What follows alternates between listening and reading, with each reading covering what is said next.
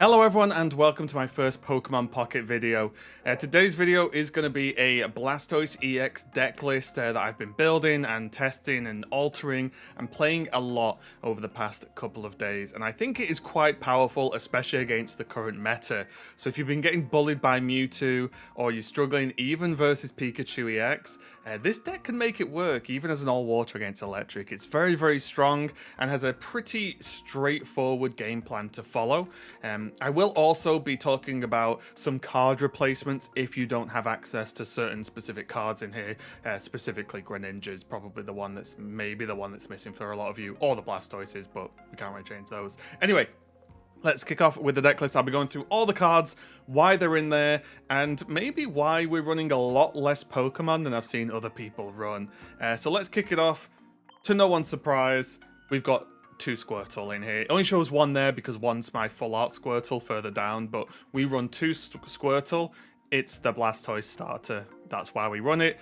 It's okay at 60 health and 20 attack, but honestly, if we have to attack with Squirtle, and a lot of the times the same can be said of Wartortle, the game's probably not going so well. Unless it's like our second Squirtle. If we have a backup Squirtle, that's fine. But normally, we're attaching energy to this and not attacking because this should be on the bench. So we run two Squirtle. I'll talk about Froakie into Greninja later. But we have the two Wartortle. Again, Wartortle's okay, but it's not that great, right? Just deal 40 for 2, 80 HP. It's okay, but again, in a good game, you want a Wartortle to be on the bench, stacking energy, and wait until you can evolve to Blastoise, and then you start ripping people up. So two Squirtle, two Wartortle. I did test with one Wartortle, but the second you miss and don't have this like available to curve, you are probably in some kind of trouble if your opponent's doing what they want to do. So do run 2 and 2. And next up, of course, the highlight card, or one of them, Blastoise EX. Super powerful card. He is worth 2 points, so if he does get knocked out, it's a bit rough, obviously, as with all EX cards. However, a lot of the time, this will be your last Pokemon to throw out. So you're either so far ahead and you're winning anyway, it doesn't matter, or your opponent's already on 2 points up. So this being an EX suddenly doesn't really matter points-wise. Saying that, to knock him out, it's very difficult. 180 HP is a lot. He is a very tanky boy, and he outputs a lot of damage. So the idea with this deck, you want a Squirtle on your bench, you want to then give it an energy, Wartortle it. Give Wartortle an energy, Blastoise it, and then you evolve to Blastoise, get 3 energy, start hitting for hundreds, which is pretty strong. But then, you want to keep putting energy on it, and sometimes you don't even bring Blastoise out straight away. You just sit him and put him to 5 total energy. Because as you can read with Hydro Bazooka, if you have 2 extra water energy attached, so 5 total, you do 160 damage. And you don't have to discard energy either. It's not like a lot of the fire type moves or anything like that. So basically, Blastoise just one-taps Mewtwo and one-taps almost all the Pokemon in the game. And then he has 180 left. So I mentioned earlier about Mewtwo. Normally your opponent gets Mewtwo on board before you get Blastoise, which is fine. You get to Blastoise, bring Blastoise out, one-tap Mewtwo, and even if they have another Mewtwo ready to go, or that is your you're only 2 points ahead, so you've still got 1 Pokemon left to try and beat. If they bring out another Mewtwo, they can only do 150 damage or 160 with Giovanni, and the Blastoise has 180, so you then just beat them. You sort of checkmate them at the end. So this is a really good way. And I've been bullying a lot of Mewtwo decks with this. He is so strong. He takes a while to get going, but we have some ways that can maybe help with that, which we'll talk about a little bit later on. So yeah, 2 Squirtle, 2 Wartortle, 2 Blastoise EX. Very straightforward. Now, I'll just put this out here. If you don't have Blastoise EX, you can run regular Blastoise, which is kind of like EX, but just worse, just less health, and his ability doesn't do quite as much damage, even though it's a very similar move. So you can run normal Blastoise if you don't have double EX, but I sort of rushed the packs to get EX, which are the Pikachu packs, by the way. Next up, yeah, okay, we'll talk about this. We have the Froakie line, and we have Froakie, just one Froakie, we have one Frogadier, and then we have one Greninja. Greninja, kind of tricky to get, but typically I use my tickets on Greninja to just get him because I needed him to finish the evolution, and then less than an hour later, I pulled Greninja from a pack, so it was a little bit frustrating because I didn't really want to have two, and I used 150 tickets to get him, but it doesn't matter, we've got him. The idea with this line is the only time you want to attach energy to Greninja is if he gets like Sabrina'd in or it's a last resort. And you really want to only attach the energy to retreat him and bring Blastoise out. Because as you can see here, the cool thing about this line, this evolutionary line, retreat cost 1. Retreat cost 1. And guess what? He's a fully evolved Pokemon with a retreat cost of 1. You want him to sit on the bench and use this ability every turn he is there. Water Shuriken. Once per turn, you may deal 20 damage to one of your opponent's Pokemon. This is in addition to a Pokemon's attack. If Greninja is your active Pokemon, you Water Shuriken first, then you can Miss Slash if you have the energy, of course, and you can target bench Pokemon, which is insane. So the idea with Greninja is he just sits on your bench going 20, 20, 20, and maybe making up the difference on those attacks where you fall short, kind of negating potion use as well. He's just really good. And then worst case, 2 energy is not terrible to get to for some. It's not great damage from a fully evolved Pokemon, obviously, but he basically does 80 a turn if he's active, and he has 120 health, so he's pretty sturdy. But the big thing here is you want Greninja on your bench. If he gets yoinked by like a Sabrina and you've got no choice, you can then just retreat for 1. So it's very, very strong. And this is just a sideline I wanted to try, because in case you've not come across this yet, running or splashing Pokemon, with abilities which can be used every turn and or their ongoing effects is going to become very popular. I'll tell you that right now. And I've been running Greninja in a grass deck, and I run no water energy. So I just run grass energy, and the Greninja's just there to poke damage, right, while you sustain. So this, you see it with, at the moment, what are they? It's like a Greninja, there's Hypno, what else? I think there's something else as well. But it's mainly those two at the moment that people are testing, just splashing into decks. But yeah, that's why Greninja is there. And for the final Pokemon, we have Lapras. Now, the reason we have Lapras is it's a basic Pokemon, so we can start it in the active slot. We don't always have to worry about putting Squirtle or Frog there. And Lapras is a very tanky Pokemon. 100 health on basic and a 1 energy attack. Yes, you can put 3 extra energy there for 70 more, so Lapras has the ability to deal 90 at times, but just 100 health, deal 20, deal 20, deal 20, just to poke or just to soak damage is quite nice. Other options I've thought about testing out are Snorlax as well, because that's got even more health, but Snorlax has the downside of you will never attack with Snorlax in this deck. A lot of the times we don't attack with Lapras because we don't want to waste turns attaching energy, but Lapras is a good backup option and maybe does some work later on, whereas Snorlax would purely be a tank. So that's it, that's all the Pokemon. It's just the Squirtle line, the Greninja one-offs, and then a Lapras. And that equates to, wait, how many is that? That's going to be 6, 9, only like half of our deck are Pokemon, but a lot of them are 2-ofs. So yeah, not really a lot going on. So it's a lot of people playing a lot more Pokemon, and I think that's wrong, because you can only have 3 Pokemon on your bench, 1 inactive, of course. And the more Pokemon you have, the more probably basic Pokemon you have, and then the more that reduces the consistency of like Pokeball, for example, or just the consistency of your whole deck. So I do think, in general, you really want to narrow your deck down to 2 to probably 3 Pokemon on average. You want your main Pokemon that you want to like win the game with all the time. You want that in there. You maybe want a backup Pokemon and then like a support Pokemon. I think that's generally what I would recommend, because early in the game it feels like, oh, I want this Pokemon and that Pokemon, and if I run that Pokemon, I want to run the evolutions, and then suddenly your deck's just like 15 random Pokemon that don't do anything together, whereas this is a very streamlined and focused deck. So let's take a look at the other cards. We're running the trainer cards and supporters. We go heavy on these. I don't have all of the trainer cards unlocked yet, so I think I would mess around with them a little bit if I did have more, but these are very easy ones to get hold of. So we've got double potion. Again, we want to sustain. If we have a Lapras in the active slot and it's just tanking while we put energy on Squirtle or Wartortle or Blastoise every turn, sometimes just potion the Lapras. if it buys you one whole extra attack turn.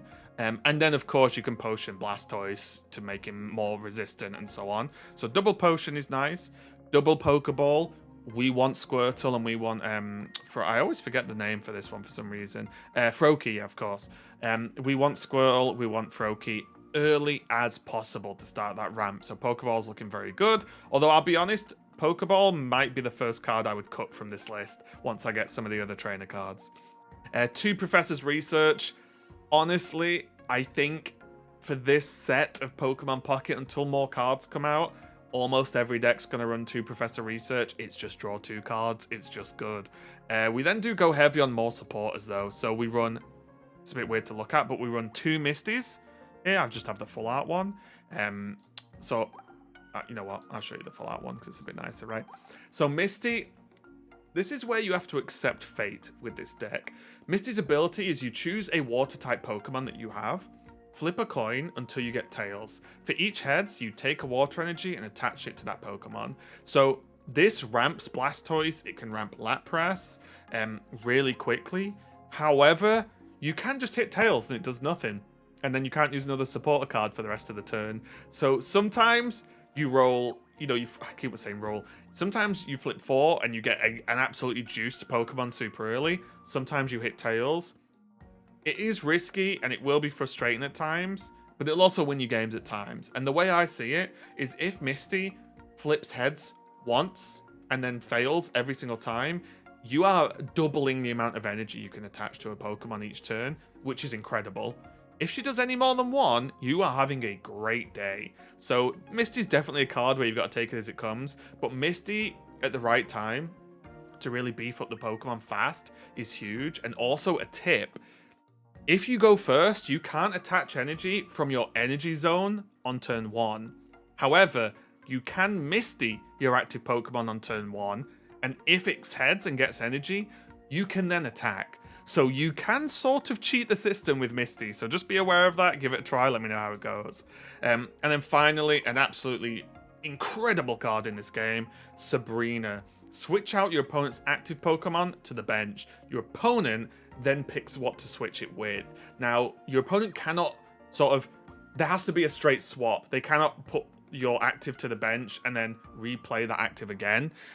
They have to switch, which means if they have a big scary Pokemon out and you've got, a decent-ish attack but not enough to take it down, you can just force a switch and maybe they have a basic Pokemon on the bench, something small they've not evolved yet, or something with no energy attached and its retreat cost might be 2, which means you switch it, they have no energy, you hit it hard, and then they can't even retreat it because it might have a retreat cost of 2 and they can only attach 1 energy to it. So the fact that you can do this like twice in a game is incredible and game winning. Often your opponent will try and beef up one big Pokemon to win, similar to what we do with Blastoise, and then you can end the game by saying, oh, they're confident they're not going to lose, Sabrina, and then you switch to one of their other ones, and then Blastoise it for a million damage and it's down. So 2 Sabrinas, very nice. 2 Misties to just try and get some extra energy. 2 research because it's card draw, 2 Pokeballs, we want the basics, 2 potions in there for some sustain. So yeah, pretty straightforward deck. Very consistent though, and very, very powerful, at least from what I've played of it, and I've played a lot. So let's talk about replacements. 1, outside of playing normal Blastoise instead of Blastoise EX, there are no replacements. It's a Blastoise deck, so I'm sorry. You will need Squirtle, Wartortle, and some kind of Blastoise. The next big one is Froakie with this sort of evolutionary line. I only just got this earlier today, so I've not had this for too long. I was playing like a Rattata. I can probably show you actually. Can I get out of this list? Let me just look at my cards for a second. Can I go back again? Here's some cards you can include if you don't have the Greninja line, and I'll sort of show you what I was running. I was initially running, where were they? You can just replace 2 of them with the likes of Psyduck, Golduck. I was also having a great success with Shelder, that you can see here. Pretty simple Pokemon, but then Cloyster, 120 health, hits for 70 with 3 energy, so it's a bit hefty on the energy, but then it has shell armor, which makes this very, very tanky indeed. And again, another Pokemon that even if you don't attach energy to this, if you Shelder active, Squirtle in the back, and then even if you evolve this turn 2, you never plan to attack, it's probably going to survive one whole extra turn than any other Pokemon would. Its high health and shell armor make it great at just letting you go attach energy to Squirtle, attach energy to Wartortle, attach energy to Blastoise. It buys you so much time. So this is one you could definitely play, and up until I got Greninja a few hours ago, I was playing this with great success. Other options are, we go over to normal. I was playing Rattata and Raticate. However, this is nice because basically Rattata could go in your starter active again instead of Squirtle. You don't really want Squirtle there. And then you can evolve to Raticate, and it still only costs you 1 energy to attack for 40 with 80 health. So it was a very low investment, and sometimes Raticate takes out their starter.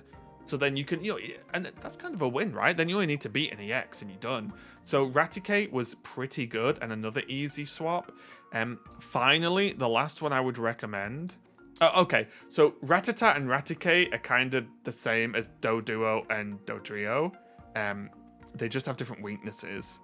The only reason I wouldn't put Doduo and Dodrio in, even though I like them, is even though Doduo has more health, these have the electric weakness. So if you're going to play normal Pokemon to fill out your deck instead of like the Greninja, I wouldn't play a electric weakness because that just adds to your problems. Whereas a Raticate isn't going to get hit as hard by some of the smaller electric types, right? Doduo just ends up getting slapped hard, same with Dodrio. So that's the reason I would stay away from them. However, an exception would be Farfetch'd. And this is a deck building rule for any deck, if you're struggling to fill out basics or you're struggling for like what you want on your turn 1 active slot, this is pretty much the best, right? 60 health, a 1-cost ability that hits for 40. Yes, Farfetch'd doesn't evolve, or at least at the moment, or anything like that, but this is such a good I don't really have the way to fill out my deck. You can just play Farfetch'd, right? It's a common card as well. It's fair. I've got 5 kind of just naturally I'm free to play, by the way. So easy card to get, and Farfetch'd hits very hard. It gives some evolutions a run for their money, some of their base 1 evolutions. So this is another card I would think about covering. Outside of that, you've got like Kangaskhan can do a decent job, although you'd flip in more coins. But Kangaskhan's also a decent tank, and so on, so on. So, you can use your imagination, but really, if you don't have the Greninja stuff, you probably just want other Pokemon that you are happy to put in that active slot, preferably normal or water, because we don't really want to mess with double energies in the deck. So yeah, that's the deck overall. I have destroyed many people on ladder. I have beaten a lot of the sort of top decks or the common meta decks, which are a lot of like Mewtwo EX, Pikachu EX. I've been beating Articunos as well, which are becoming more popular. So yeah, again, the idea, just get that Squirtle on the bench, evolve it, ramp it, and then let Blastoise EX go wild, because you basically one-tap anything in the game. So yeah, that was this deck. There's going to be plenty more deck guides going. I do stream on Twitch as well. I've been playing a lot of the PvP, and I will continue to do so as we practice and try some different decks and some different types. So yeah, let me know what you think about it in the comments. If you have any questions about the deck or any replacements, just let me know in the comments, and I'll try and answer you as best you can. Thanks a lot for watching, and I'll see you next time.